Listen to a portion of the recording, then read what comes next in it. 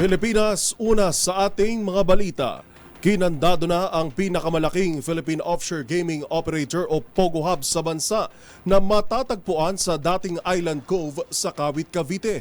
Ito'y alinsunod sa nakatakdang nationwide crackdown ng lahat ng POGO operation sa bansa sa pagtatapos ng 2024. Ang buong detalye hatid sa atin live ni Giselle Ricafort. Giselle.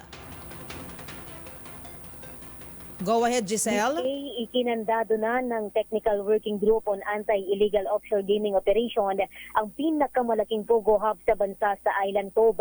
Pinangunahan ni na DILG Secretary John Vic Remulla, PNP Chief General Romel Marbil, PAGCOR Chairman Alejandro Tenco at PAOK Executive Director Gilbert Cruz ang seremonyal na pagpapadlak sa POGO hub na nasa Kawit, Cavite. Sabi ni Remulla, nasa 15,000 ang mga empleyadong Pilipino ng Island Cove at 15,000 rin ang Chinese national doon. Ayon naman sa General Manager ng Island Cove na si Ron Lim, 12,000 Pilipino at humigit kumulang 4,000 dayuhan ang nawalan daw ng trabaho sa pagsasara nitong POGO hub noong nakalipas na buwan. 57 raw ang kabuang mga istruktura sa loob nitong 30 ektaryang Island Cove. 32 sa mga ito ang gusaling may dormitoryo na ininspeksyon ng PWG at ngayon ay wala ng kuryente yung karamihan.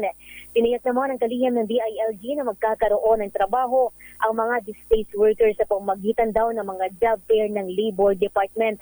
Pakinggan natin ang bahagi ng panayam ng media sa kalihim. As of last month, wala nang kuryente yung mga buildings dito. Pinatay na.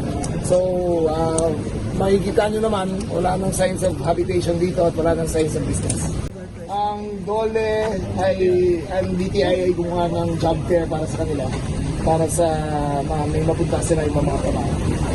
Kasi may shortage yung tayo ng workers sa mga call center. Para sa MBC TV Network News, ito si Giselle Ricafort para sa DZRH, una sa Pilipinas, una sa Pilipino. Maraming salamat, Giselle Ricafort.